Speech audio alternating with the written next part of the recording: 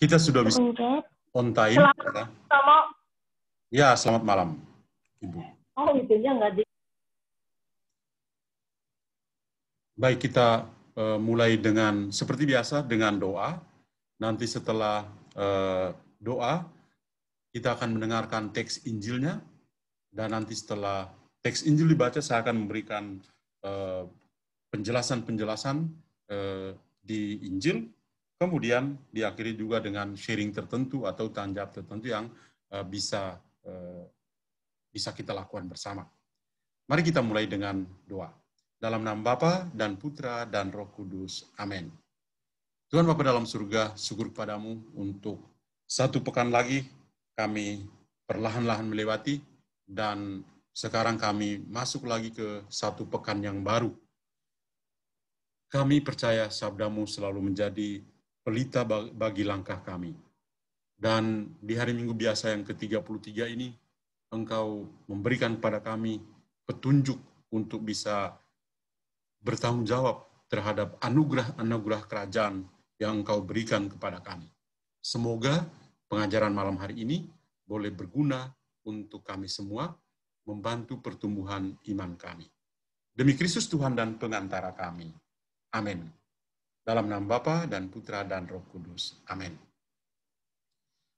Baik, sebelum kita mendengarkan teks Injil yang akan dibacakan oleh Pak Buyung, saya sekedar mengingatkan kita bahwa perjalanan kita secara rohani dibimbing oleh Tuhan hingga hari Minggu biasa yang ke-33. Minggu depan kita akan mengakhiri tahun liturgi, tahun A ini, dengan merayakan Hari Raya Yesus Kristus sebagai Raja Semesta Alam, atau hari Minggu biasa yang ke-34. Nah, setelah hari Minggu biasa ke-34 atau Hari Raya Kristus Semesta Alam ini, Raja Semesta Alam, kita akan mulai tahun baru liturgi kita 2 minggu lagi, yaitu dengan masa Adventus. Jadi lihatlah bahwa sabda Tuhan juga ketika kita mulai dengan masa Adventus mengantar kita perlahan-lahan dari minggu ke minggu, ya, dan sebetulnya kita bertumbuh seperti pohon yang dari benih lalu akan bertumbuh menjadi sebuah pohon yang besar. Demikian juga dalam perjalanan kita selama 33 pekan dalam tahun liturgi kita, ya, itu benar-benar sebuah perjalanan yang luar biasa. Dan ini membuat kita harus membangun dalam diri kita rasa syukur kepada Tuhan. Kenapa? Karena Tuhan membimbing kita dengan caranya sendiri untuk bisa menyiapkan kita untuk bisa menambah selalu iman dan kepercayaan kita. Dan sabda Tuhan ini menjadi sangat penting karena apa? Santo Hieronymus mengatakan, ya, tidak mengenal Injil berarti tidak mengenal sabda Tuhan. Tidak mengenal pribadi Yesus Kristus sendiri. Jadi dari situ ya kita berusaha untuk ya tetap teguh, tetap bersatu dengan Tuhan melalui sabdanya. Nah, pada pekan biasa yang ke-32 yang lalu, kita mendengar perumpamaan Yesus, kerajaan surga itu atau kerajaan Allah itu seperti 10 wanita, 10 gadis. Ada 5 yang bijak, ada 5 yang bodoh. Yang bijak itu membawa pelita dan juga minyak.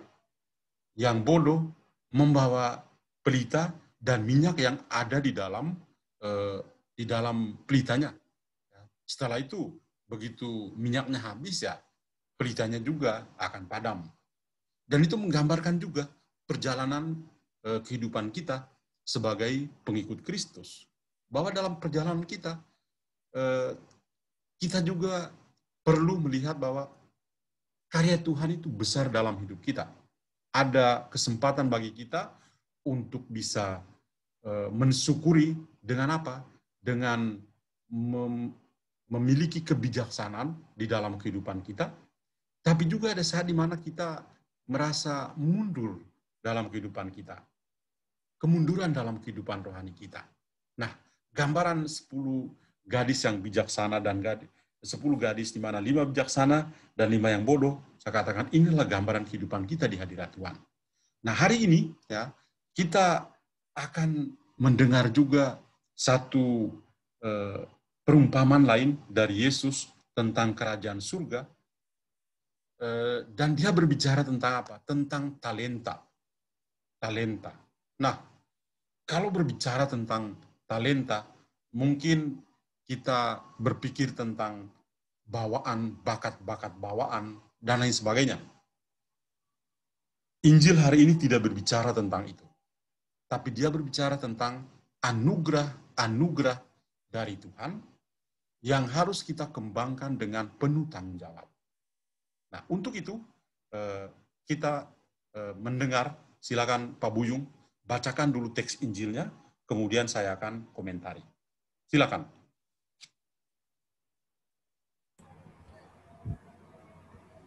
Karena itu, berjaga-jagalah, sebab kamu tidak tahu akan hari maupun akan saatnya.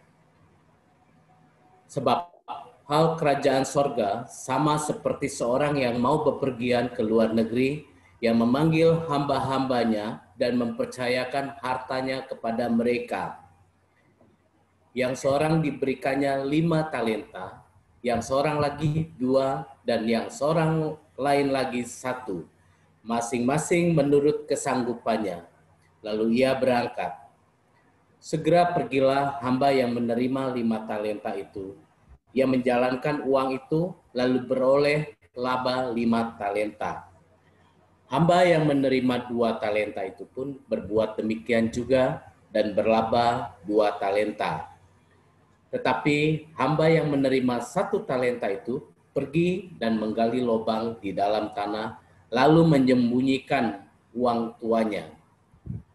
Lama sesudah itu pulanglah tuan dan hamba-hamba itu lalu mengadakan perhitungan dengan mereka. Hamba yang menerima 5 talenta itu datang dan ia membawa laba 5 talenta.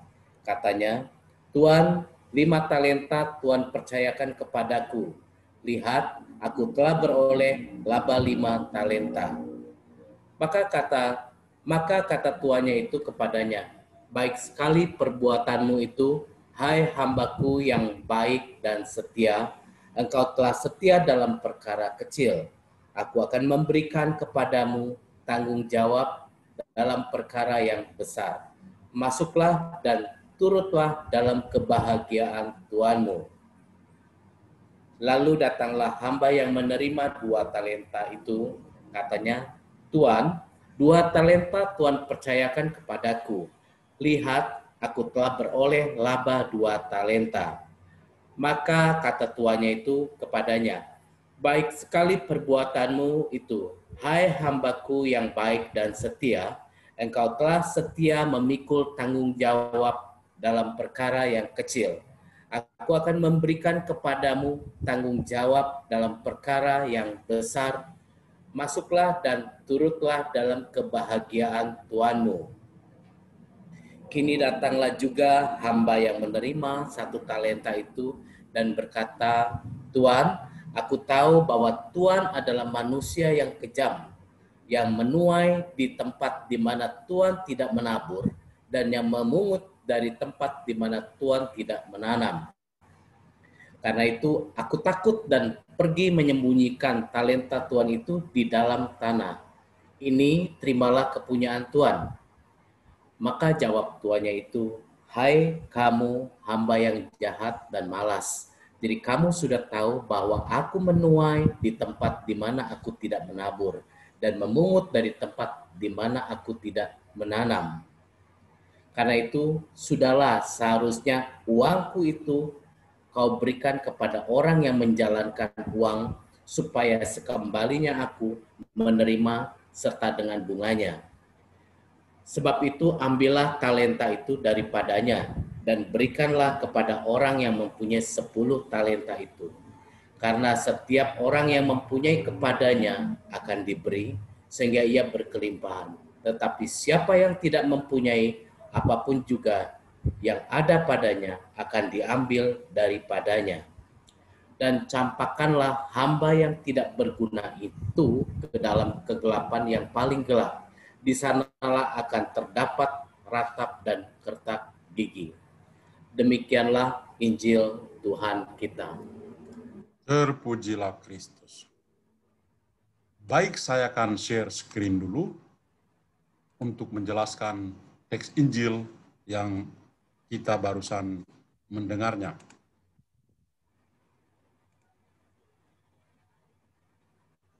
Baik, kita mendengar teksnya cukup panjang, maka saya tidak masukkan teks ini di dalam file-file yang ada, tapi saya akan coba membantu kita semua, mengarahkan kita semua untuk memperhatikan ya dari bacaan yang panjang tadi, ya sebetulnya ada 3 bagian penting. Saya katakan di sini sebagai 3 adegan penting yang ada di dalam teks Injil tadi. Adegan yang pertama itu berbicara tentang seorang tuan yang mempercayakan harta yang dia miliki kepada para hambanya. Tapi pikiran kita yang pertama yang perlu kita akui adalah bahwa ya, Tuhan Yesus sedang berbicara tentang apa? Tentang hal kerajaan surga itu sama seperti kerajaan surga itu diumpamakan. Ya, jadi ini penting untuk membantu kita berpikir ya tentang maksud dari Tuhan Yesus dalam perumpamaan ini. Jadi kerajaan surga itu seumpama, ya, seumpama apa? Seorang yang pasti kaya, seorang yang pasti punya kemampuan ekonomi yang bagus, ya, di mana dia mempercayakan harta kepada para hamba sebelum ia berangkat ke luar negeri. Nah, harta yang diberikan itu adalah talenta, dan talenta itu punya nilai-nilai tersendiri, ya. Itu kalau kita lihat nanti ya, talenta itu mata uang tertinggi yang nilainya sama dengan 60 mina. Dalam Injil Lukas kita tahu di Injil Lukas bab 19 ayat 13 misalnya, itu dikaitkan dengan 60 mina atau sekitar 6.000 dinar.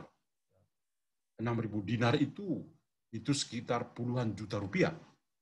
Dan kalau puluhan juta rupiah itu sebagai modal yang diberikan, maka orang yang menerima pemberian itu harus berusaha untuk bisa mengembangkannya supaya menjadi lebih banyak, ya, atau mencari keuntungan yang lebih besar. Ini puluhan juta, bukan hanya beberapa ratus ribu rupiah. Nah, dan di sini ya dia percayakan, dan Tuhan itu tahu persis hamba-hamba yang dia percayakan itu. Dia tahu persis kemampuan mereka. Maka dia memberi juga sesuai dengan kesanggupan mereka masing-masing. Jadi ini Tuhan ini bukan Tuhan yang biasa-biasa, ini Tuhan yang luar biasa. Ya. Tuhan yang luar biasa karena apa? Dia tahu dia punya orang-orang, dan kasih juga sesuai dengan kemampuan mereka. Yang 5 talenta berarti dia mampu sekali. Dan dia punya trust, punya kepercayaan untuk itu. Lalu yang menerima 2 talenta juga punya kemampuan ya, untuk bisa mengembangkannya. Yang ketiga, 1 talenta, dia bukan tidak mampu, dia juga punya kemampuan. Jadi diberikan sesuai dengan kesanggupan. Kemudian adegan yang kedua adalah memperoleh laba atau keuntungan. Yang dua hamba yang pertama itu hebat sekali, punya jiwa dagang. Ya, jadi setelah menerima 5, dia usahakan dan dapat lagi 5. Yang dapat 2, dia usahakan lagi dengan penuh tanggung jawab dan dapat lagi 2. Jadi kita bisa melihat di sini, ya, kedua hamba yang pertama itu otaknya kerja. Ya, tidak hanya menerima, tapi menunjukkan rasa tanggung jawab yang besar terhadap kepercayaan yang diberikan oleh Tuhan. Ini sebuah kepercayaan ini. Kalau kehilangan kepercayaan, itu gagal segala-galanya. Jadi apa yang dialami ini juga sama dengan apa yang kita alami saat ini. Kepercayaan itu sangat mahal. Ya, kalau bersama manusia lain saja, kepercayaan itu sangat mahal. apalagi dengan Tuhan. Pasti lebih dari itu seharusnya. Nah, jadi dua hamba yang pertama terima langsung beraksi, dapat lebih banyak dari itu. Ya. Jadi kalau puluhan juta, berarti mereka mendapat keuntungan ya ratusan juta. Dan itu luar biasa. Kemudian adegan yang ketiga adalah perhitungan. Lama setelah, dikatakan lama, tidak diketahui persis berapa tahun, ya. Yang jelas dikatakan lama setelah itu, ya, Tuhan itu kembali. Dan apa yang dilakukan? Dia membuat perhitungan. Perhitungan dengan hamba-hamba yang sudah menerima uang ini, talenta ini. Para hamba masing-masing datang, melaporkan kepada Tuhan, kemudian Tuhan itu mendengar dan memuji, serta memberikan ganjaran. Hamba yang pertama datang melapor, Tuhan kan kasih 5 kan, sekarang saya dapat lagi 5, ini ada 10 ini. Tuhan mendengar, memuji, dan memberi ganjaran.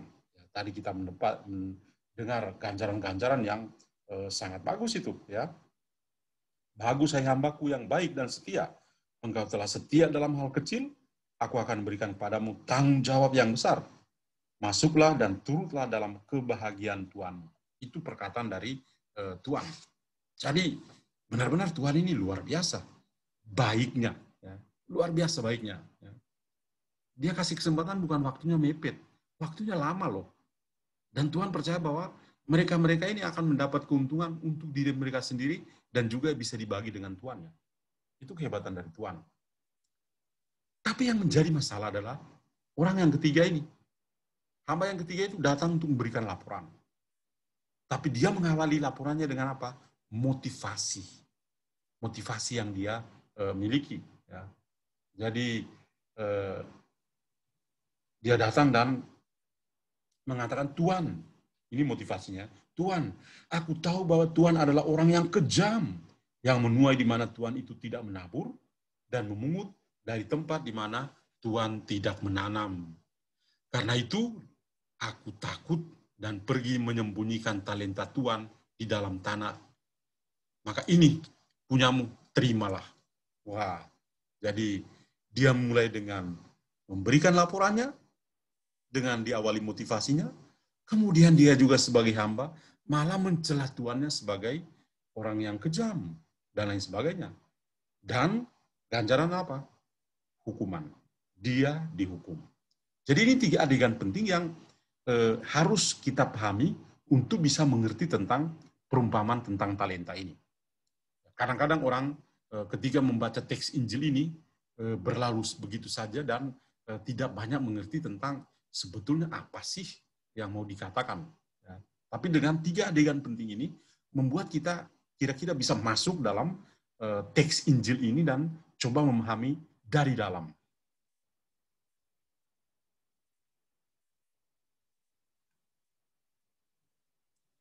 Nah, konteksnya apa? Ya. Mari kita sebelum melihat konteks dari perikop kita, lihatlah ketiga orang yang digambarkan dalam Injil ini. Tuhan ini sudah datang.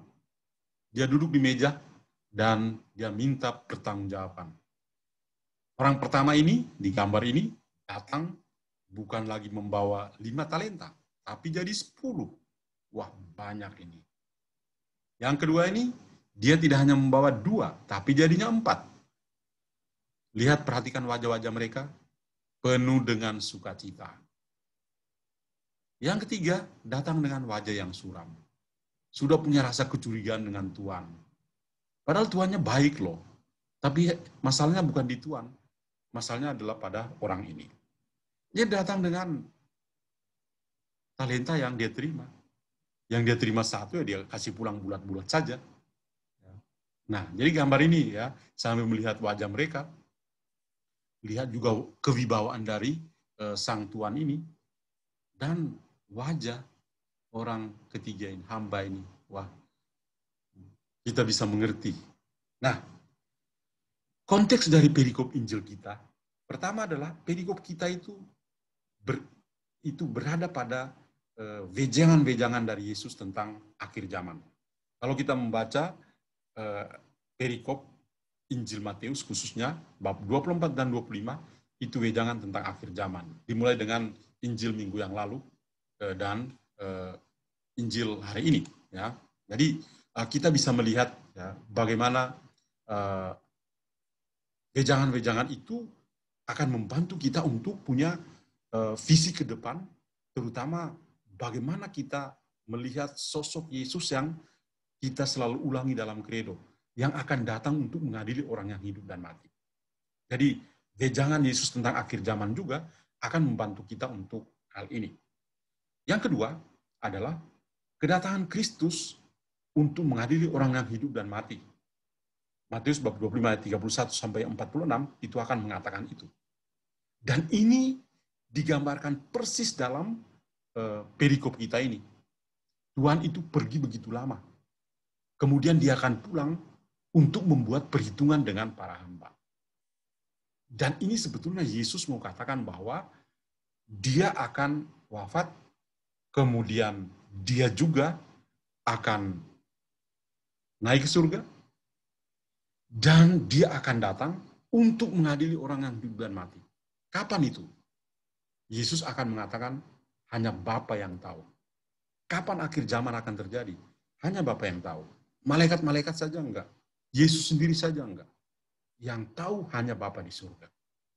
Nah, ini perkataan Yesus. Jadi, dalam waktu yang sangat lama, itu adalah waktu penantian dari kita sebagai gereja. Orang-orang Kristen pada awal mula itu senang berdiskusi tentang akhir zaman. Mereka sedang wanti-wanti, kira-kira kapan ya? Santo Paulus saja dalam komunitas-komunitasnya itu juga merasa, wah, kenapa pertanyaan ini selalu muncul? Ini latar belakangnya karena mereka adalah orang-orang Yahudi yang selalu punya bayangan, kira-kira Mesias datang kapan? Elia akan datang lebih dahulu. Ya, dan nanti Mesias akan datang. Yesus menerangkan dengan cara lain. Yang menjadi Elia adalah siapa? Yohanes Pembaptis. Dan Mesias adalah Yesus sendiri. Hanya orang-orang Yahudi tentu punya cara pikir, cara pandang yang berbeda. Jadi di sini ketika kita bicara tentang Tuhan yang pergi dan butuh waktu yang lama, kemudian baru kembali untuk membuat perhitungan, gereja ya dengan bantuan ajaran Yesus ini coba berefleksi untuk semakin mengimani bahwa Yesus yang kita nantikan itu akan datang yang kedua kalinya untuk mengadili orang yang hidup dan mati. Maka apa yang harus dilakukan? Yang harus dilakukan sesuai dengan spirit dari perumpamaan tentang talenta ini adalah tanggung jawab dan sikap berjaga-jaga. Jadi mengembangkan anugerah-anugerah Allah. Saya katakan tadi, talenta itu bukan, Yesus tidak omong tentang bakat-bakat, tentang bawaan. No, bukan itu. Tapi yang Yesus maksudkan adalah anugerah-anugerah kerajaan Allah. Anugerah kerajaan Allah itu diberikan oleh Yesus dan setiap orang harus bertanggung jawab. Setiap orang harus berjaga-jaga untuk menunjukkan rasa tanggung jawabnya sehingga ketika Yesus datang dia harus bertanggung jawab untuk itu. Kira-kira warta sukacita kerajaan Allah itu Anda kembangkan sampai di mana? Kira-kira Injil sukacita Allah ini atau kabar sukacita ini ketika kita terima itu apakah tetap ada bersama kita ataukah kita kembangkan? Injil yang kita dengar apakah hanya untuk kita atau kita menjadikan Injil itu untuk mengubah kehidupan orang lain? Nah, ini yang menjadi permenungan kita tentang talenta yang dimaksudkan oleh Yesus dalam perumpamaan ini. Mari kita lihat penjelasannya. Mulai dari ayat yang ke-14 dikatakan di sana, sebab halnya kerajaan surga itu sama dengan ya yang diumpamakan. Ya. Ada yang diumpamakan, yang penting bagi kita di sini adalah kerajaan Allahnya. Ya. Kerajaan Allah. Jadi bukan suatu yang lain. Ya. Kerajaan Allah seumpama. Ya, seumpama dengan seorang yang bepergian, mempercayakan dia punya harta. Jadi kerajaan Allah itu dipercayakan kepada pengikut-pengikut Yesus, kepada para muridnya, kepada gereja setelah dia wafat. dan dia bangkit dan akan mencapai penyelesaiannya pada saat dia datang untuk mengadili orang yang hidup dan mati. Jadi ini yang penting di sini, ayat yang ke-14 ini. Menjadi ya pintu masuk untuk kita memahami tentang perumpamaan tentang talenta ini.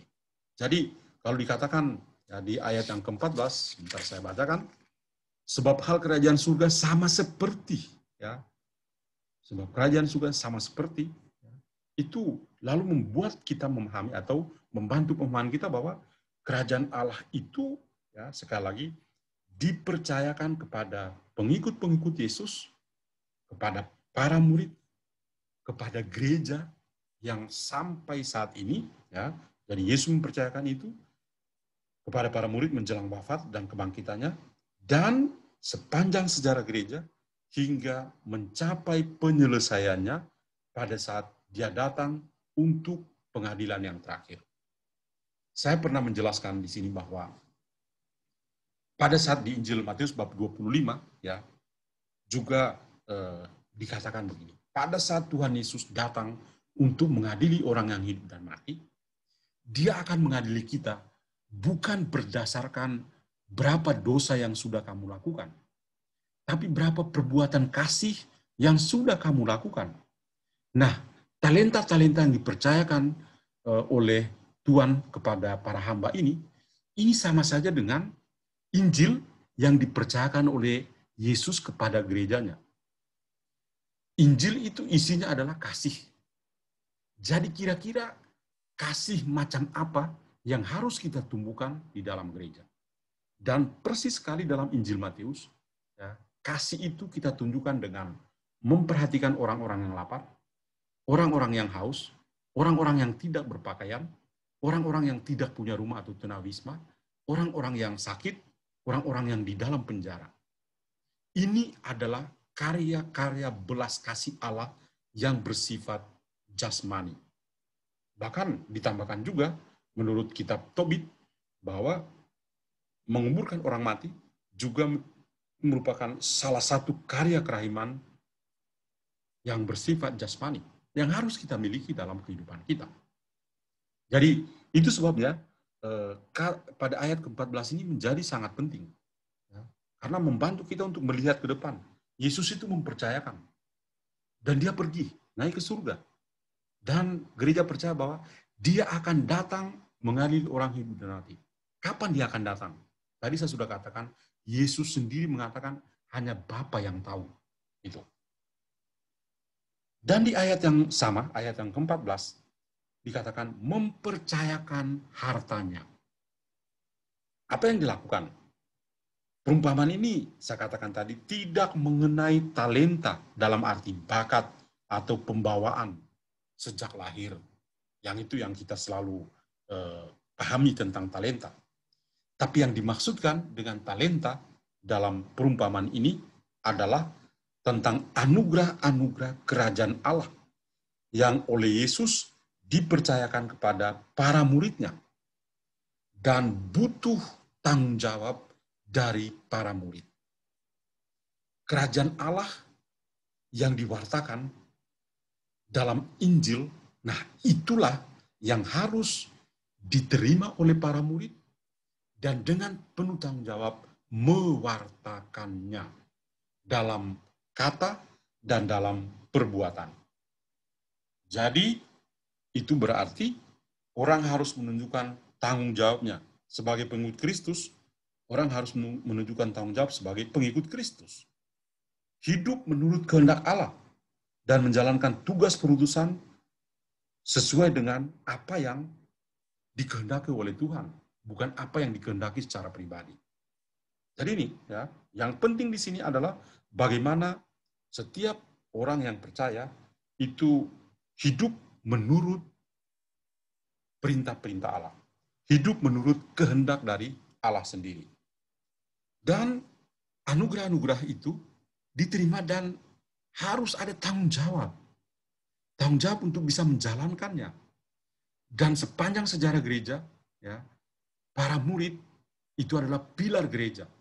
Dan mereka menunjukkan tanggung jawab mereka dengan apa?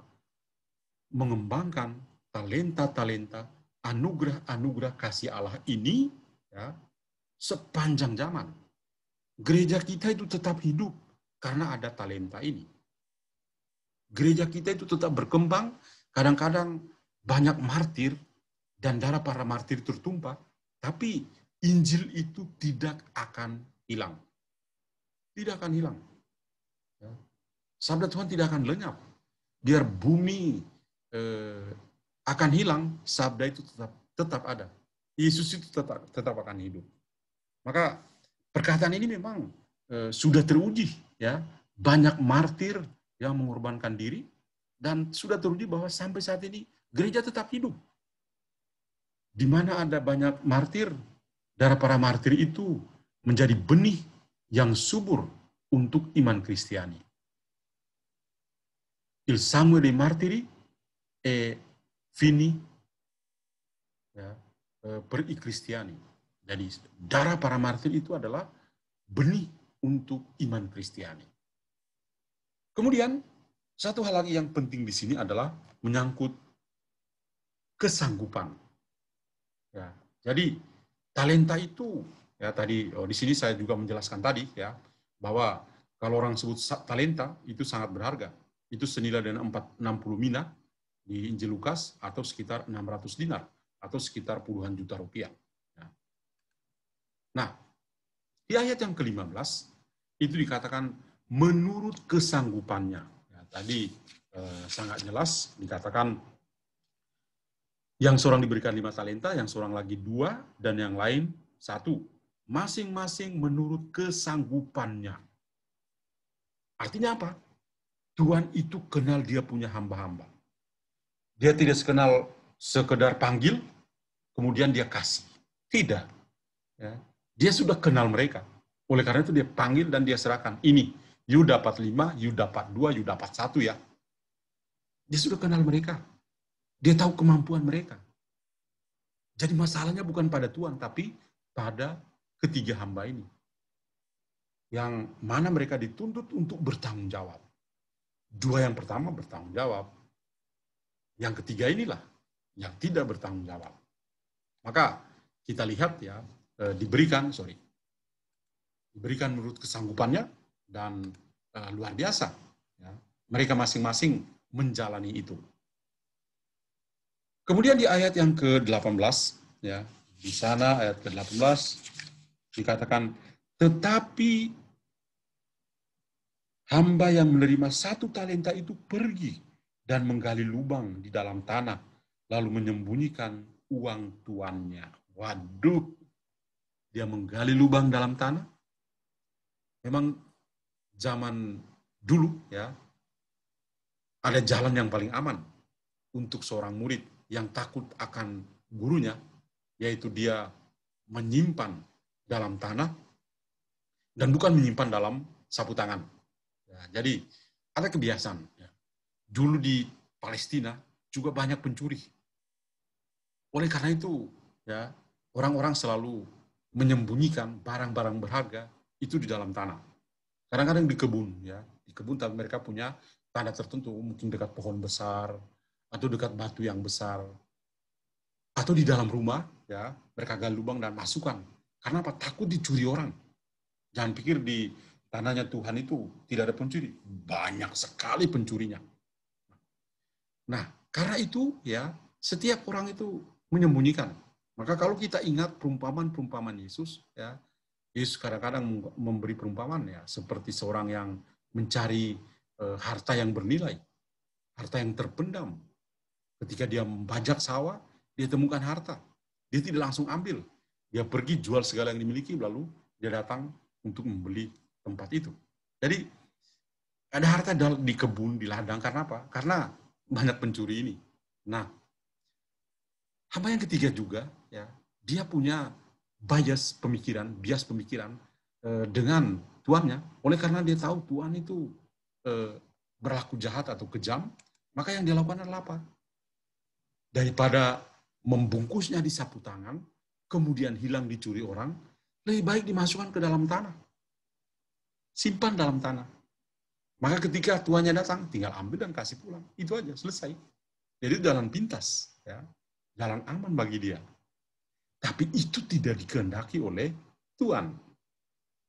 Dan Tuhan Yesus juga tidak menghendaki itu bagi kita. Tuhan kasih, silakan Anda bertanggung jawab. Itu yang penting. Kemudian di ayat yang ke-19, lama sesudah itu, pulanglah. Ya, jadi saya bacakan, lama sesudah itu pulanglah Tuhan hamba-hamba itu. Ia mengadakan perhitungan dengan mereka. Jadi petunjuk waktu itu, misalnya kalau kita baca dalam Injil Matius, bab 24 ayat 50 atau bab 25 ayat 5, itu ada. Dan sebetulnya Matius dan komunitasnya itu memilih rujukan ini kemana? Kepada kedatangan Yesus Kristus. Orang sebut parusia, akhir zaman. Maka Yesus akan datang untuk apa? Dia datang untuk membuat perhitungan. Perhitungannya apa? Mengadili orang yang hidup dan mati. Jadi Yesus bicara bukan suatu hal yang melayang-layang. Yesus sedang bicara tentang kedatangannya yang kedua. Yang menjadi masalah adalah murid-muridnya tidak cepat mengerti apa yang Yesus maksudkan. Maka di sini ya Yesus sebetulnya sedang mengedukasi para muridnya supaya sadar bahwa suatu saat yang tidak diduga-duga dia akan datang untuk menjalankan tugasnya, mengadili orang yang hidup dan mati. Kemudian ayat 21 dan 23. Ya, di ayat ke-21 ya, dikatakan begini. Lalu kata tuannya itu kepadanya, bagus hai hambaku yang baik dan setia. Engkau telah setia dalam hal kecil, aku akan memberikan padamu tanggung jawab. Masuklah dan turutlah dalam kebahagiaan Tuanmu. Kemudian ayat yang ke-23. Lalu kata tuannya kepadanya, bagus hai hambaku yang baik dan setia. Engkau telah setia dalam hal kecil, aku akan memberikan padamu tanggung jawab. Masuklah dan turutlah dalam kebahagiaan Tuanmu. Wah, ini luar biasa. Tanggung jawab besar. Dengan apa? Menerima kekuasaan. Tanggung jawab besar, menerima kekuasaan atas 10 atau atas 5 kota. Dan perlu kita lihat bahwa kebahagiaan kekal itu bukan hanya sukacita di hadirat Tuhan. Tetapi Yesus mau katakan bahwa kebahagiaan itu, kebahagiaan abadi itu merupakan pemberian wewenang yang lebih besar. Wewenang yang lebih besar. Jadi bukan soal kebahagiaan, ya, dalam arti sukacita dalam hadirat Allah. Bukan hanya itu. Tapi sukacita dalam hadirat Allah menjadi lengkap ketika orang itu yang bertanggung jawab itu diberikan wewenang yang lebih besar. Dan ini benar sekali. Kalau orang ngomong tentang performance, ya performance, itu kita semua mengerti. Kalau semakin baik kinerjanya, maka orang akan diberikan lebih banyak kepercayaan. Kalau kinerjanya begitu-begitu saja, ya seperti doa kemuliaan kepada Bapa, seperti ada pada permulaan, sekarang dan selama-lamanya, ya dia seperti itu. Ya. Jadi kalau kita bicara tentang performance atau kinerja dari setiap orang, ini Yesus sudah mulai kok. Nah, Yesus sudah mulai dengan perumpamaan tentang talenta ini. Kemudian di ayat ke-24 dan 26, ya, ayat 24 dan 26 saya bacakan. Kini datang juga hamba yang menerima 1 talenta itu dan berkata, Tuhan, aku tahu bahwa Tuhan adalah orang yang kejam, yang menuai di mana Tuhan tidak menabur dan memungut dari tempat di mana Tuhan tidak menanam. Kemudian ayat yang ke-26. Tuhan itu menjawab, hai kamu hamba yang jahat dan malas. Tidak hanya jahat, juga malas. Jadi kamu sudah tahu bahwa aku menuai di mana aku tidak menabur dan memungut dari tempat di mana aku tidak menanam. Jadi kata-kata yang penting di sini. Ya. Hamba itu punya bias atau bias pemikiran tentang tuannya. Sebagai apa? Manusia yang kejam. Ya, manusia yang kejam. Aduh, ini manusia yang kejam. Dan apa yang dilakukan? Dia memungut lebih dari yang ia tanam. Tetapi sebetulnya tidak kejam. Ya, jadi perkataan ya yang kita lihat dalam ayat ke-24 dan 26, ya, dari dialog ini kita akan melihat bahwa Tuhan memang memungut lebih banyak daripada yang ia tanam, tetapi tidak dengan kejam. Memungut di mana ia tidak menanam. Dia tidak kejam kok. Ya. Dia kasih tanggung jawab, kasih kepercayaan. Nah, hamba yang ketiga ini memiliki gagasan yang salah tentang tuntutan dari Tuhan. Tetapi bukan salah pengertian itu yang dipersoalkan di sini. Bukan salah pemahaman. Ya. Kalau salah pemahaman itu human error, itu biasa aja. Tapi yang dipersoalkan di sini adalah apa? Kelalaiannya untuk menanggapi anugerah Tuhan dan memenuhi tuntutannya yang ia tahu. Jadi, masalahnya bukan karena dia tidak setia, bukan itu. Tapi karena dia malas. Itu. Bukan karena dia tidak setia, dia malas. Nah, ini memang luar biasa. Hamba yang ketiga ini kira-kira adalah siapa ya? Bisa juga Anda dan saya. Lalu ayat yang ke-29. Nah, sebentar saya bacakan ayat ke-29. Di sini dikatakan, karena setiap orang yang mempunyai kepadanya akan diberi, sehingga ia berkelimpahan. Tetapi siapa yang tidak mempunyai, ia pun juga tidak, apapun yang juga ada padanya akan diambil dari dia. Waduh, ini juga sangat keras. Sebetulnya kita juga kalau membaca Injil Matius dalam bab ke-13 ayat 12 itu sudah ada di sana. Dan tentu saja di perikop ya, bab 13 ayat 12 ya, itu menyangkut pengertian tentang rahasia kerajaan Allah. Tapi dalam perikop kita tentang talenta yang penting ya untuk diperhatikan adalah menyangkut anugerah ya, anugerah dari kerajaan Allah. Anugerah Allah itu diterima dalam bentuk simbol talenta ini. Dan talenta ini harus dikembangkan dengan penuh rasa tanggung jawab. Kalau tidak bisa dikembangkan, maka akan hilang. Maka bisa dikatakan begini, di mana orang menerima anugerah pemerintahan Allah sebagai modal kerja yang menjadi subur dalam perutusannya, maka di situ juga anugerah itu akan terus-menerus ditambah. Kalau orang itu punya tanggung jawab, Tuhan akan tetap menambahkan. Semakin baik Anda punya kinerja atau performance, semakin besar tanggung jawab yang akan diberikan padamu. Kalau Anda punya kinerja tidak bagus, siapa yang akan memberikan kepercayaan padamu? Anda mungkin berharap untuk mendapat, tapi Anda tidak akan mendapatkan itu. Siapa yang mau merugi? Ya, kalau melihat karyawan seperti Anda.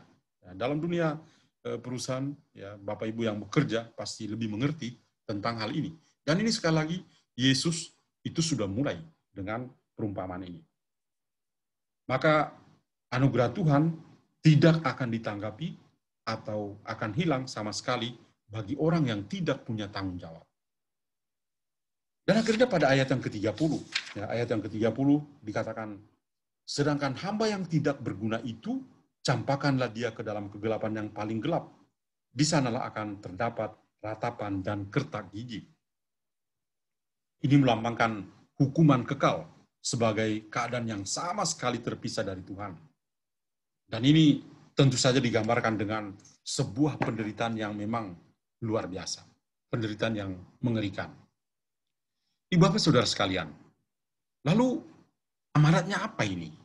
Setelah saya menjelaskan, lalu saya mengambil beberapa hal yang penting untuk bisa kita ambil sebagai buah rohani, juga sebagai pembelajaran bagi kita sebagai pengikut Kristus ketika besok atau yang tadi sudah misa itu mendengar Injil ini.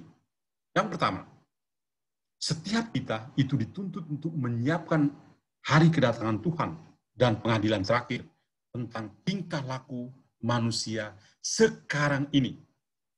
Jadi ini pesan yang sangat penting bagi kita. Dalam arti apa? Kita harus selalu siap untuk menanti kedatangan Tuhan. Dan kita percaya dia datang untuk mengadili orang yang hidup dan mati. Oleh karena itu, yang penting bagi kita adalah apa? Yang penting bagi kita adalah tingkah laku kita sebagai manusia saat ini. Masa lalu itu masa lalu. Tapi saat ini, apa yang terjadi? Ya, kekinian. Ya. Kadang-kadang saya kasih contoh yang praktis ya. Untuk menjelaskan ini. Ketika kita pergi mengaku dosa, kita pergi mengaku dosa itu dari kapan sampai kapan? Dari pengakuan dosa kita yang terakhir sampai saat ini.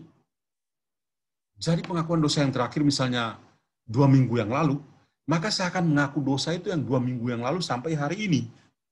Saya tidak perlu lagi mengulangi yang tahun yang lalu, 5 tahun yang lalu, 20 tahun yang lalu, masa kecil saya. Enggak ada itu, enggak perlu. Kenapa? Karena ketika kita mengaku dosa, mungkin itu kita lupa, Tuhan akan mengampuni kok. Tuhan Maha Rahim. Jadi tidak usah diingat-ingat lagi. Tuhan saja sudah lupa dosa-dosa kita kok. Hanya kita yang tidak tahu mengaku dosa. Itu. Dan kalau Anda pergi mengaku dosa, mulailah dari pengakuan dosa yang terakhir. Ya, Santa Teresa dari Avila itu mengaku dosa setiap hari kepada Yohanes dari Salib. Jadi pikirkanlah, bahwa dia mengaku dosa, dia bilang, dosa saya kemarin adalah, ya. Kalau kita 2 minggu yang lalu, 1 bulan yang lalu, itu yang kita akui. Maka di sini, ya, saya katakan di sini, kita menyiapkan hari kedatangan Tuhan dan pengadilan terakhir tentang tingkah laku kita. Bukan tingkah laku orang lain, tingkah laku kita secara pribadi. Kapan? Saat ini. Saat ini. Dan jangan pikir tentang orang lain. Pikirkanlah dirimu sendiri. Itu yang paling penting. Banyak kali kita pikir tentang orang lain. Itu bukan karena empati, tapi karena kita membenarkan diri kita. Karena kita membandingkan diri kita dengan mereka. Tapi coba kita kembali ke diri kita sendiri. Kita tidak akan pusing dengan kehidupan orang lain. Tidak akan berpikir, orang ini begini-begini. Kita sibuk dengan kehidupan orang lain, dan kita lupa bahwa kita sebetulnya tidak lebih baik dari orang yang kita pikirkan itu. Jadi kekinian ya saat ini. Amanat yang kedua yang kita dengar dari perumpamaan tentang talenta ini adalah Tuhan Yesus itu memberi anugerah besar kepada para pengikutnya. Anugerah besar apa? Kabar baik. Apa itu? Injil. Injil tentang apa?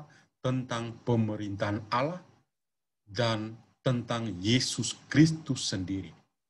Kalau kita baca Injil, kita akan menangkap pesan tentang kerajaan Allah. Dan yang kedua, pesan tentang pribadi Yesus sendiri. Nah, itu. Oleh karena itu, kita perlu pahami bahwa talenta adalah anugerah yang diberikan Yesus gratis kok kepada kita. Yang dituntut Yesus pada kita adalah apa? Tanggung jawab. Anda bertanggung jawab tidak? Dengan apa yang dipercayakan. Ya, tadi saya contohkan dengan kinerja atau performance di perusahaan dan lain sebagainya. Jadi Tuhan Yesus memberikan anugerah besar. Silakan kita sebagai pengikut itu menunjukkan tanggung jawab kita. Supaya Injil itu tetap ada dan diwartakan kemana-mana. Ya. Yesus sendiri mengatakan, aku harus pergi ke kota-kota yang lain. Karena untuk itulah aku diutus. Hendaknya prinsip yang sama juga menjadi prinsip kita dalam gereja. Itu. Yang ketiga, anugerah itu diberikan sebagai modal kerja dan tanggung jawab. Nah ini dibahasakan secara manusiawi, tapi arahnya memang ke sana. Anugerah, talenta, itu diberikan sebagai modal kerja untuk kita. Dan butuh tanggung jawab. Nah, itu juga sama dengan kita katakan, anugerah Injil, maka perlu dan harus diwartakan. Anugerah itu adalah Injil. Maka silakan wartakanlah Injil. Apakah kita harus berteriak? Tidak. Tidak harus berteriak. Lalu, tunjukkanlah sukacita Injil itu dalam hidupmu yang nyata. Kalau jadi bapak, ya bapak yang terbaik lah. Itu adalah sukacita Injil dalam keluarga. Kalau jadi ibu, ya ibu yang terbaik. Jangan hanya baik. Sudah ada banyak yang baik. Masa kamu menyamakan diri ya dengan yang lain? Harus yang terbaik dong. Gitu. Satu lagi. Anugerah besar itu diberikan pada orang yang setia mewartakan Injil Kerajaan Allah. Orang yang setia itu ya akan terus-menerus diberi. Yang setia dalam perkara kecil akan diberikan dalam perkara yang besar. Jadi anugerah besar itu akan diberikan pada orang-orang yang setia mewartakan Injil Kerajaan Allah. Dan dia wartakan dengan hidupnya yang nyata. Dan akhirnya yang terakhir, ganjaran. Apa yang kamu terima kalau kamu mewartakan Injil? Ganjarannya adalah menikmati sukacita penuh dan kebahagiaan kekal di hadirat Allah. Dan ini adalah kerinduan kita. Talenta atau anugerah-anugerah Tuhan itu kita kembangkan, kita wujud nyatakan, dan yang kita terima atau yang kita harapkan adalah kebahagiaan kekal di hadirat Allah. Ibu Bapak sekalian, ini penjelasan saya tentang Injil yang kita dengar pada hari Minggu ini, dan saya boleh katakan luar biasa Injil ini, perumpamaan tentang talenta ini. Karena apa? Karena ini bicara tentang hidup kita sebagai pengikut Kristus. Jadi, lihatlah, ya, kalau kita membaca teks Injil ini lewat begitu saja atau sekedar membaca, pasti kita tidak mengerti. Pasti kita hanya berpikir, ya yang namanya talenta itu adalah bakat, bawaan dari dulu. Bukan itu. Tapi yang Yesus maksud adalah Injilnya ini. Injil itu diberikan kamu mewartakan Injil atau tidak. Kenapa? Ketika Yesus datang untuk mengadili kita, dia akan mengadili kita sekali lagi berdasarkan kualitas cinta kita kepada Tuhan dan kepada sesama. Itu yang saya katakan dengan kerahiman, pekerjaan kerahiman ilahi yang bersifat jasmani. Dan itu adalah misi gereja. Semangat gembala baik dalam gereja itu ditentukan dengan opsio fundamentalnya, yaitu pelayanan kepada orang-orang miskin. Mereka yang lapar, haus, tak berpakaian, tunawisma, yang di rumah sakit dikunjungi, yang di penjara dikunjungi. Nah ini, di tempat-tempat inilah, Santa Teresa dari Kalkuta mengatakan, di tempat inilah kita menjumpai wajah Allah yang tersamar di dalam kehidupan mereka. Maka kiranya penjelasan ini boleh berguna untuk kita semua. Amin. Maka sekarang saya memberikan kesempatan kepada Ibu Bapak sekalian. Mungkin ada yang mau untuk pertama mau sharing, kedua bisa juga mengajukan pertanyaan-pertanyaan tertentu untuk kita bagikan bersama dalam pertemuan ini. Pater. Ya. Ya, terima kasih Pater atas pencerahannya. Awal saya berpikir tentang Matius ini apa yang mau disampaikan tentang talenta. Jadi seringkali kita pakai talenta yang diberikan 5, kemudian dengan upaya dan diusahakan, kemudian mendapat laba 5. Begitu juga yang 2 dengan diusahakannya mendapat kemudian mendapat laba 2, dan yang 1 tidak melakukan apa-apa, akhirnya tuannya jadi marah gitu. Nah ini pengertian yang tadinya saya berpikir tentang Injil ini sendiri itu lebih kepada upaya di mana kita setiap kita mungkin diberikan talenta atau potensi di dalam hidup kita dari Allah sendiri gitu ya. Nah tinggal bagaimana kita mengupayakan. Nah seringkali kita pendekatannya ini ke dalam bukan tentang keselamatan, lebih ke arah bagaimana usaha manusia di dalam melakukan pekerjaan-pekerjaannya. Setiap kita mungkin diberikan talenta sama Tuhan, kemudian ada yang mengusahakan dan ada yang tidak berusaha apa-apa. Nah ini dengan penjelasan kaitannya ini adalah menyambut kedatangan Tuhan, ini membuat sebuah pencerahan. Jadi artinya selama ini mungkin saya keliru menafsirkan Injil ini sendiri, artinya talenta ini lebih ke arah bakat, potensi, kemampuan diri yang memang Tuhan berikan di dalam hidup kita sebagai manusia untuk berusaha atau berupaya mendapatkan sesuatu. Jadi kalau kita nggak usaha, walaupun kita punya talenta yang Tuhan berikan, ya pada akhirnya talenta itu akan sia-sia dan percuma, kita pada akhirnya mati, tidak berkembang gitu. Ya, ini pemahaman yang awalnya saya punya pemahaman tentang Injil Matius ini. Jadi arti dengan adanya pencerahan pada malam hari ini, saya terima kasih sama Pater. Ya, baik Pak Buyung. Jadi tentu saja bukan hanya Pak Buyung ya, banyak orang juga mungkin ketika membaca teks Injil ini, mereka hanya memahami tentang bakat berarti bawaan sejak lahir, Tuhan kasih sejak lahir itu dia bisa main bola kaki, yaitu adalah talentanya dia, bisa lari-lari, itu talentanya dia. Bukan itu. Itu adalah pengertian yang boleh dikatakan secara manusiawi ya, Tuhan kasih itu, silakan Anda kembangkan. Itu oke.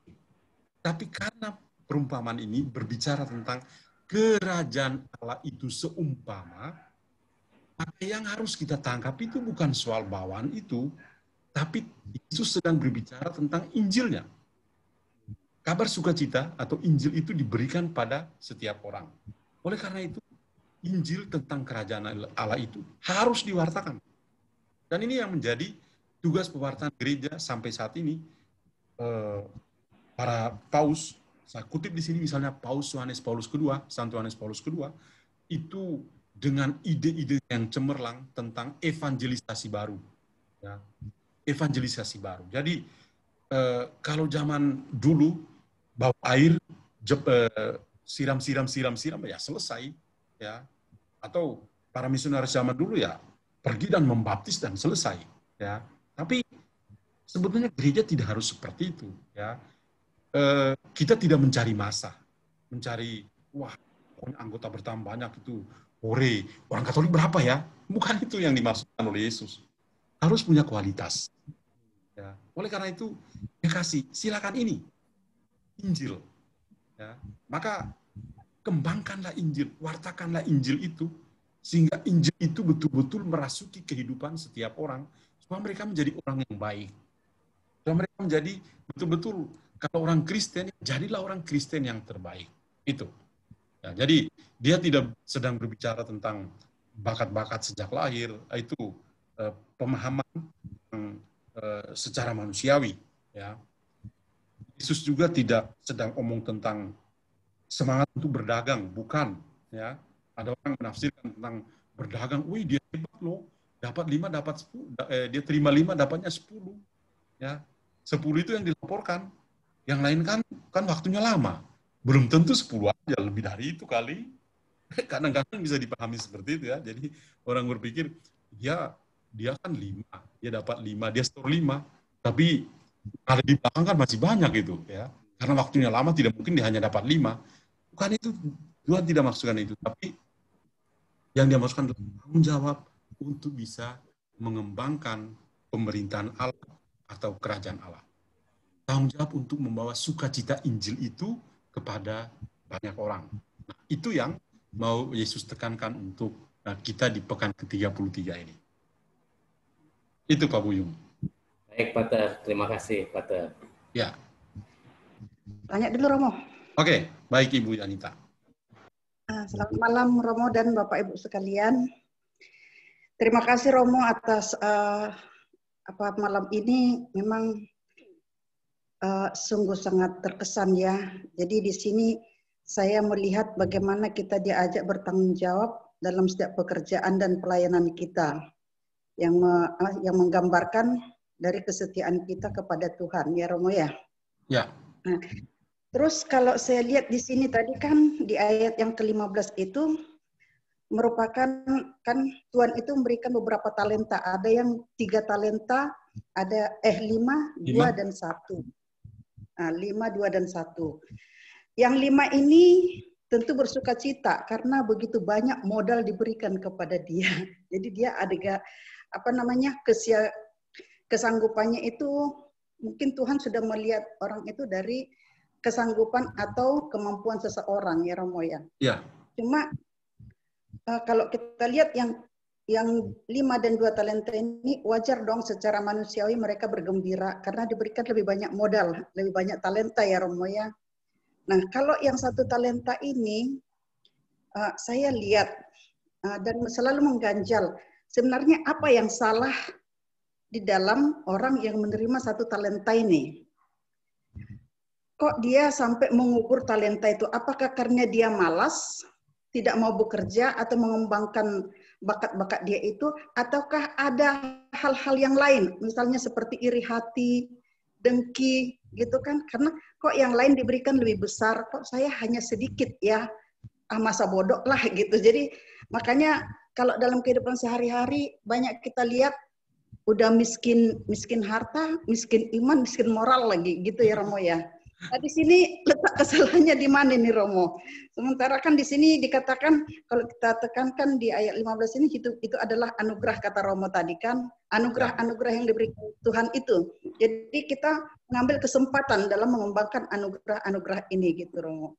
Jadi itu yang pertama. Yang kedua itu tadi Romo menyinggung tentang kedatangan Tuhan yang kedua kali. Nah, apakah ada kaitan ayat yang kita baca ini dengan dengan akhir zaman gitu Romo? Terima kasih. Ya, hal yang pertama saya mulai dari yang kedua yang paling simpel ya. Yesus sudah bicara tentang akhir zaman. Karena pas perikop Injil Matius bab 24 dan 25 ini bicara tentang parusia, tentang akhir zaman. Saat dimana pada masa awal Kristiani itu ya mereka lagi nunggu-nunggu ini. Kira-kira kapan ya? Mereka punya euforia tersendiri tentang kebersamaan dengan Yesus. Tiba-tiba dia wafat. Lalu naik ke surga. Lalu dia pernah bilang dia akan datang. Kapan ya? Jadi orang-orang Kristen awal itu juga punya kerinduan ya. Tadi saya contoh dengan Santo Paulus dalam setiap komunitasnya, mereka juga punya kerinduan tentang kedatangan Tuhan. Tapi sekali lagi, ketika Yesus masih hidup saja, dia juga ditanya tentang hal yang sama. Dan dia mengatakan, malaikat-malaikat tidak tahu, anak juga tidak tahu, yang tahu hanya Bapa. Jadi kapan? Itu urusannya Bapa di surga. Gitu. Jadi bicara tentang akhir zaman, ya saat terakhir, itu menjadi kesempatan di mana dia akan datang sebagai untuk bisa mengadili orang-orang yang hidup dan mati. Lalu yang kedua,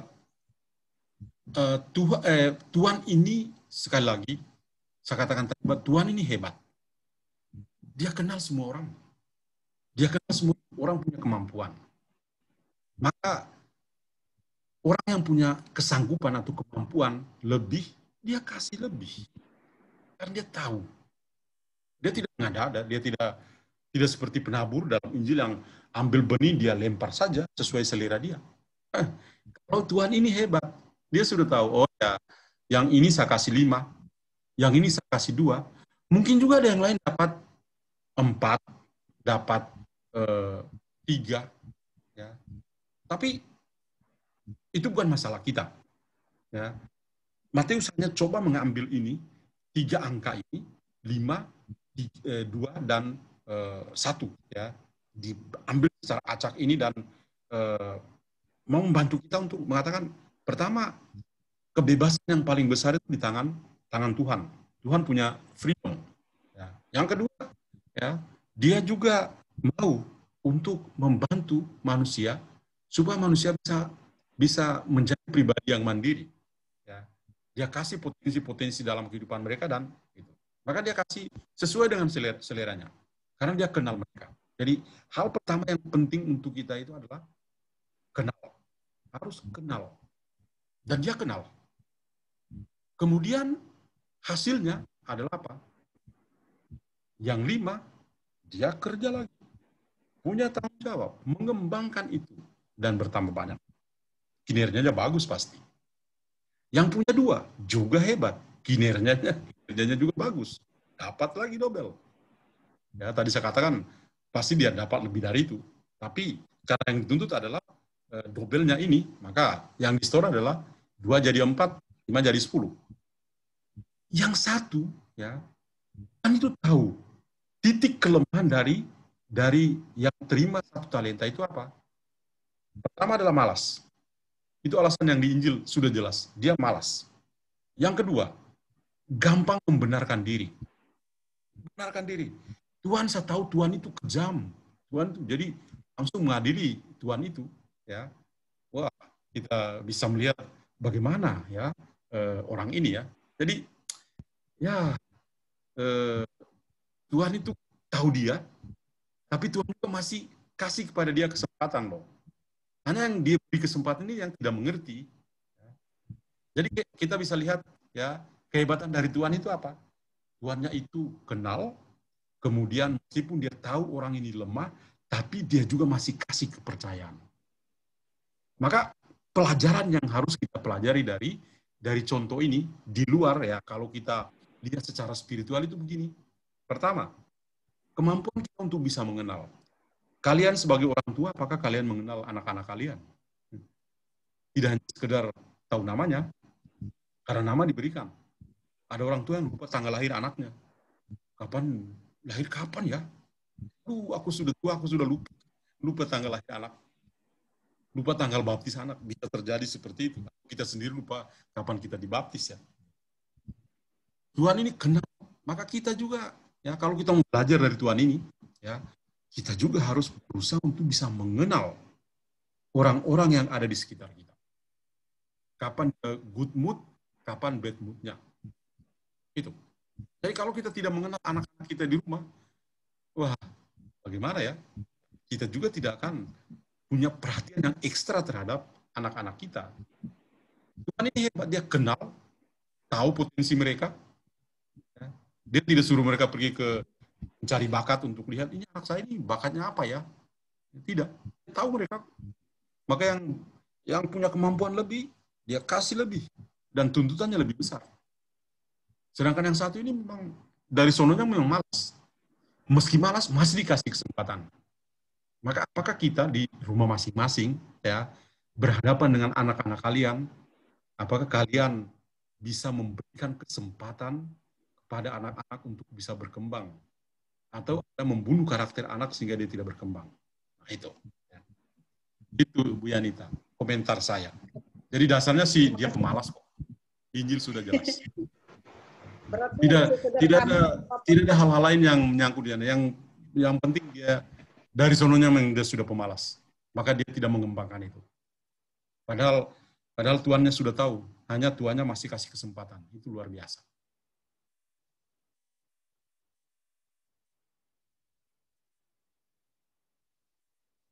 Ada lagi?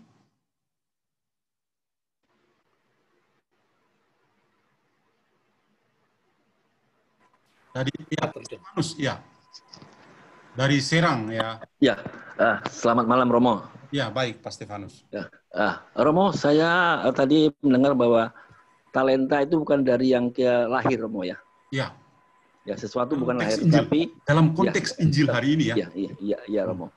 Nah, yang ingin saya tanyakan apakah karena tadi bicara masalah Injil, artinya apakah kita harus mewartakan kabar ini kepada sesama kita, sehingga kita harus menjadi seorang umpamanya, jadi guru agama atau sebagai pemandu pada saat kita pendalaman iman. Apakah ini yang dimasukkan di dalam Injil ini, talenta ini yang diinginkan oleh Tuhan dalam Injil ini? Itu saja Romo. Terima kasih Romo. Ya, sebetulnya itu adalah salah satu hal ya, salah satu aspek yang bisa kita tunjukkan untuk bisa mewartakan Injil Kerajaan Allah ini. Karena apa? Pewartaan Injil itu ya, yang pertama yang mau kita wartakan adalah kehidupan kita. Yang kita tunjukkan dengan kesaksian hidup. Jadi kita mewartakan Injil itu bukan, saya katakan tadi, bukan pergi ke tempat yang jauh dan kita mewartakan Injil di tempat sebagai misionaris di tempat yang jauh. Tidak harus seperti itu. Dalam kehidupan kita sehari-hari, kita bisa mewartakan Injil dengan kehidupan kita. Apa yang kita wartakan? Hidup kita yang baik-baik, tutur kata kita yang baik, ya. Pokoknya kita menjadi model, itu sudah cukup menunjukkan kita sedang mewartakan Injil. Jadi misalnya, kalau kita di dalam keluarga itu punya inisiatif untuk membangun relasi yang bagus dengan sesama, di dalam rumah sendiri, atau dengan tetangga atau siapa, inisiatif ini adalah salah satu bentuk pewartaan yang aktual. Kita di masa pandemi, ya COVID-19 ini, pewartaan kita adalah apa? Adalah rasa empati yang bisa kita tunjukkan kepada saudara-saudara kita yang sangat membutuhkan. Saya kasih contoh, saya punya satu kelompok kategorial di mana saya menjadi moderator, namanya Santo Leopold. Nah, selama sekitar 2 bulan terakhir, atau mungkin 3 bulan, kita melakukan sebuah gerakan Yesus yang namanya gerakan 5 roti dan 2 ikan. Dan apa yang dilakukan oleh komunitas Santo Leopold ini? Kita sepakat ya, supaya kita bisa menolong saudara-saudara lintas batas. Jadi bukan hanya orang-orang Katolik yang di PHK, tapi siapa saja yang sangat membutuhkan, kita bisa memberikan istilahnya 5 roti dan 2 ikan. Maka apa yang kami lakukan? Injil yang kami wartakan adalah, misalnya beberapa kali dari satu komunitas cabang, itu dia memberi makan siang kepada 50-100 orang pemulung. 50-100 orang pemulung. Saya mengatakan kepada mereka, Ibu Bapak, kalau Anda pergi dan memberi makan pada pemulung, jangan pernah bicara tentang Kristus. Nanti orang bilang kita kristenisasi. Tapi bahwa mereka adalah manusia, dan mereka lagi lapar, kita memberi mereka makan. Karena itu yang dikatakan Yesus, kamu harus memberi mereka makan. Jadi, mereka pergi, ya, ibu-ibu dan bapak-bapak pergi berjumpa dengan pemulung, dan mereka memberi itu. Kemudian di paroki-paroki tertentu yang di wilayah yang sangat membutuhkan, juga dilakukan gerakan yang sama, 5 roti dan 2 ikan. Dan ini ya berjalan terus, dan dalam evaluasi yang kami lakukan hari Rabu yang lalu, sangat senang karena pelayanan yang diberikan adalah pelayanan lintas batas. Nah, yang saya mau katakan di sini adalah bahwa di masa pandemi COVID-19 ini menjadi kesempatan yang sangat bagus bagi kita untuk menunjukkan diri kita sebagai pengikut Kristus untuk mewartakan Injil. Lalu apa? Tidak harus dengan mengatakan sosok Yesus. Karena itu tentu kalau kita ke teman-teman yang seiman ya gampang sekali. Tapi kalau ke yang lain, jangan pernah. Tapi yang kita tunjukkan adalah kasih dan kebaikan. Nilai-nilai universal ini adalah nilai-nilai Injili yang pasti akan tetap dikenang. Jadi, pemandu pada masa Adventus atau masa Prapaskah, ataukah pimpin ibadat, itu adalah hal-hal lain yang menjadi tugas pewartaan, ya, tugas pewartaan dalam gereja. Tapi yang lebih dari itu adalah kesaksian hidup kita, itu adalah Injil yang hidup di tengah-tengah masyarakat. Itu Pak Stefanus. Salam ke Serang. Om Pius, silakan. Kita lihat mikrofon sudah dibuka ini, biasanya Om Pius pasti komentar ini. Ya, Dr. John. Begini, jadi setelah mendapat pencerahan dari Pater John mengenai Injil Talenta ini, saya senyum-senyum sendiri. Kenapa Karena itu? Pada umumnya kami di kelompok komunitas karismatik, gitu, kan termasuk saya juga itu diberikan kesempatan untuk memberikan semacam renungan dari bacaan-bacaan. Biasanya di tempat kami itu bacaan hari Minggu besok, karena kami itu hari Sabtunya itu PD, persekutuan doa. Nah, yang jadi masalah itu adalah bahwa kami semua pada umumnya itu seperti Bapak yang tadi saya lupa, Pak Yuna ya, Pak Yuna, mengatakan bahwa itu talenta itu seperti bakat yang kami percayakan itu yang diberikan oleh Tuhan. Tetapi itu yang selama ini kita komunikasikan di dalam komunitas kita. Tetapi apakah juga berarti bahwa dengan menerjemahkan bahwa talenta itu adalah bakat yang diberikan kepada Tuhan, kepada kita, tetapi kemudian itu diproyeksikan di dalam tindakan-tindakan kita sehari-hari untuk mewartakan kabar sukacita Injil. Saya memberikan contoh, misalnya ada seorang pemain sinetron yang dulu terkenal, barusan meninggal, seorang Katolik yang bermain di sinetron itu cukup bagus, ada serinya itu dia memainkan peran itu, dan juga di dalam kehidupannya sebenarnya dia memancarkan jadi bagaimana itu Injil itu diberikan, dibagikan pada orang lain. Atau juga ada pemain sepak bola yang bermain dengan bagus, dan kemudian di dalam kehidupannya juga dia memproyeksikan, menggambarkan kehidupan dia di dalam pewartaan Injil dalam kehidupan kesehariannya dia.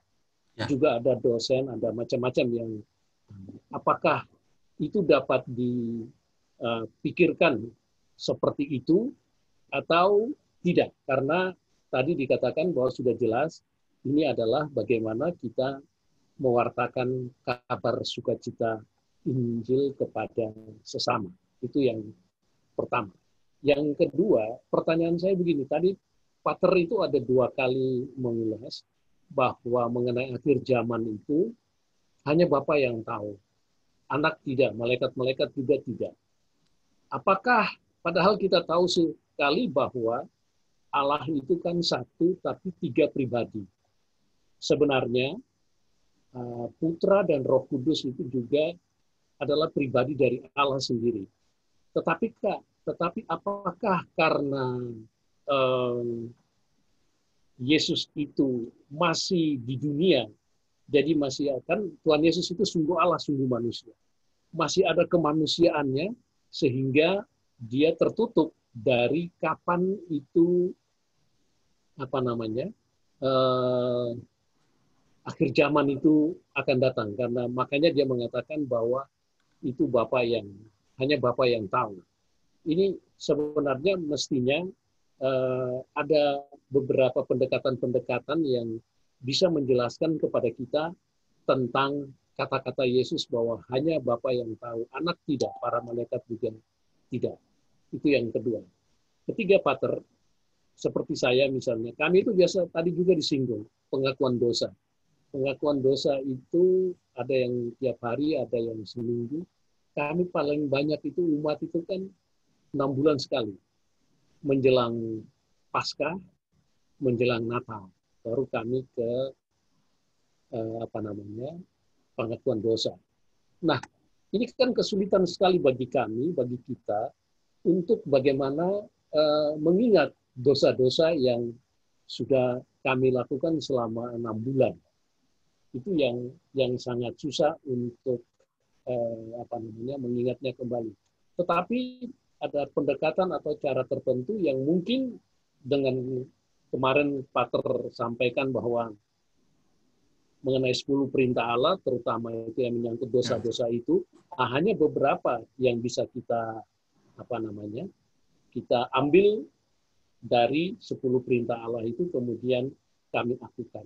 Tetapi masih banyak sebenarnya yang mungkin secara tidak sengaja menyakiti hati orang, kemudian juga membuat orang kecewa dan sebagainya. Bertemu dengan pengemis, kemudian kita tidak memberikan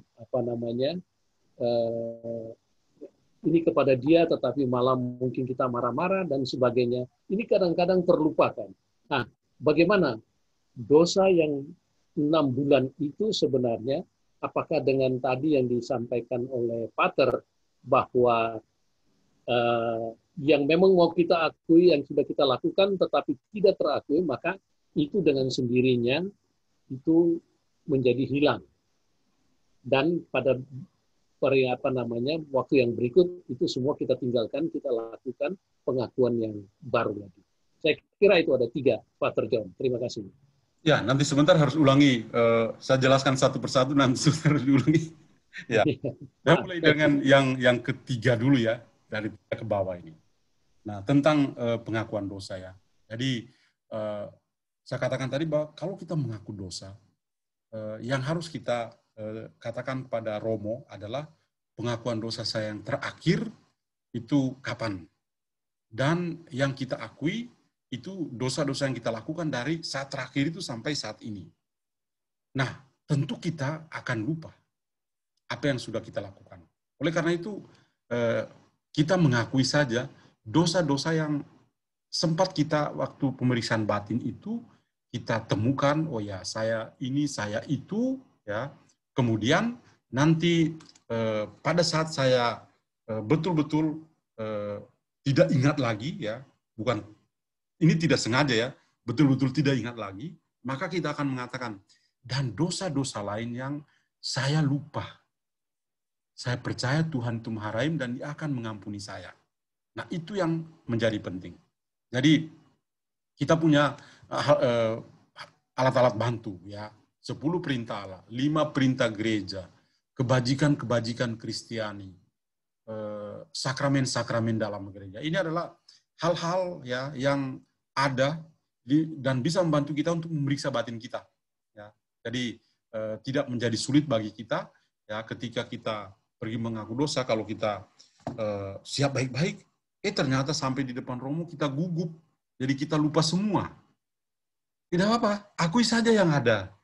Nanti setelah kita mengaku, kita mengatakan, Romo, sorry ya, mungkin ada yang saya lupa, ya. Jangan bilang karena saya gugup sama Romo maka saya tidak. Mungkin saya lupa, saya percaya Tuhan itu Maha Rahim dan mohon supaya Romo, nama Tuhan boleh melepaskan saya, bukan mengampuni, melepaskan saya dari dosa-dosa ini. Oke, itu, ya. Jadi itu kuncinya. Lalu yang kedua, kalau kita membaca Injil Matius bab 24 ayat 36, ya, di sana dikatakan, ya, Yesus katakan begini, tetapi tentang hari dan saat itu tidak seorang pun yang tahu, malaikat-malaikat di surga tidak, dan anak pun tidak, hanya Bapa sendiri. Ya, Matius bab 24 ayat 36. Nah, saya melihatnya begini. Bukan berarti Yesus tidak tahu. Kita percaya Allah Tritunggal Maha Kudus. Tapi peran mereka berbeda-beda. Bapa itu segala-galanya.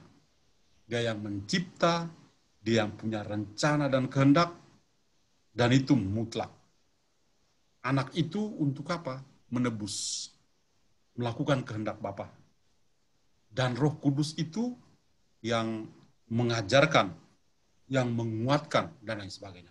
Jadi masing-masing, ya, pribadi ilahi, Bapa, Putra, dan Roh Kudus itu punya peran-peran tertentu, ya, dalam keselamatan. Oleh karena itu ketika orang bertanya tentang akhir zaman, ya, Yesus, ya, bukan karena dia masih di dunia ini, ya. Kita percaya tadi betul, sungguh Allah, sungguh manusia, maka dia benar. Yang menjadi kuasa dari Bapa, ya, itu yang Bapa harus tunjukkan. Karena dia sebagai anak saja harus taat kepada Bapa. Itu. Oleh karena itu, ya, kalau misalnya dia menjawabi, ya, itu selesai perkaranya. Tapi karena dia adalah anak, dia adalah putra, maka dia harus taat kepada Bapa, ya, dan itu adalah kuasa Bapa yang melakukannya, ya, itu. Karena ketika dia datang kembali untuk mengadili orang yang hidup dan mati, itu adalah perintah dari Bapa. Dia disuruh untuk datang mengadili orang hidup dan mati, ya. Bukan kehendaknya sendiri, tapi kehendak dari Bapa. Gitu. Lalu yang pertama tadi, ya, semua bakat-bakat, bukan berarti talenta itu meniadakan bakat-bakat bawaan, bukan. Tapi saya tadi itu lebih fokus ke Injil, ya, Injil hari ini, ya, Injil yang bicara tentang talenta, ya, bukan fokus pada bakat bawaan kita, saya katakan tadi, ya. Tapi yang Yesus maksudkan adalah anugerah-anugerah kerajaan Allah. Anugerah-anugerah kerajaan Allah. Di mana anugerah-anugerah kerajaan Allah itu, pemerintahan Allah itu yang harus dikembangkan. Nah, tentu saja anugerah-anugerah kerajaan Allah itu ada juga yang kita bisa tunjukkan dari kehidupan kita. Seperti yang Om Pius tadi sampaikan, bakat-bakat tertentu yang spesial yang bisa ditunjukkan, itu adalah anugerah-anugerah yang kita tidak bisa lupa, ya. Tapi anugerah-anugerah kerajaan Allah yang mesti kita wartakan adalah kasih, damai sejahtera, sukacita, dan lain sebagainya. Itulah yang kita mau tularkan kepada orang-orang lain. Semakin besar kita mengasihi, ya, semakin Tuhan dikenal sebagai kasih. Dan tentu ya kita akan mendapat lebih dari itu, ya. Secara singkat bisa seperti itu. Ibu Bapak sekalian, waduh seru sekali ya. Tapi ini sudah jam 8:25 ya. 1 jam 25 menit ya. Sayang sekali saya punya saudari Sandra Guterres yang ada di Dili, itu sudah terlalu malam untuk dia. Ya. Jadi kalau dia kita tambah lagi, aduh, nanti besok dia tidak bangun kembali untuk pergi misa di paroki. Dulu saya juga sering misa, dia sering misa dengan saya, ya. Iya. Ya, besok dia tidak ikut misa, ya, itu nanti dosanya ditanggung oleh saya ini, ya. Jadi karena di sana sudah terlalu malam, ya, Sandra di sana sudah terlalu malam, maka kita sampai di sini. Tapi saya sangat senang. Ya. Saya punya pertanyaan. Oh ya, Bisa? oh ya. Ya, selamat malam buat semua. Ya. Malam. Saya biasa panggil Padre, tidak apa-apa. Ya. Padre, saya mau tentang anugerah yang dari talenta tadi. Apakah anugerah itu sama dengan buah roh atau karunia dalam Galatia 5:22? Apakah itu sama atau tidak, Pak? Bisa sama seperti itu, ya. Anugerah kerajaan Allah itu bisa juga menjadi buah-buah roh yang Santo Paulus maksudkan itu, ya. Jadi nilai-nilai rohani, ya, yang kita miliki, yang kita terima dari Tuhan, nilai-nilai rohani Injili yang kita terima dan kita mau wartakan di dalam kehidupan bersama dan lain sebagainya. Itu bisa juga seperti itu. Ya, terima kasih. Baik, dan kita saya mengucapkan terima kasih banyak untuk kesetiaan, ya, dari Ibu Bapak sekalian mengikuti acara saya ini, ya. Tadinya itu beberapa bulan yang lalu saya hanya berpikir, ya udahlah saya mau bantu-bantu mengajar Injil hari Minggu supaya membantu umat saya untuk paling kurang kalau tidak gereja mereka bisa mengerti Injil, ya. Dan saya senang sekali, ya, banyak, ya, umat yang hadir mengikuti secara langsung, juga banyak yang akan mengikuti lewat YouTube, ya, karena saya juga posting di YouTube, dan ya kiranya pengajaran-pengajaran seperti ini boleh berguna untuk keluarga masing-masing oleh pertumbuhan iman kita, ya. Saya mengucapkan banyak terima kasih, ya, untuk kita semua. Saya tutup dengan doa.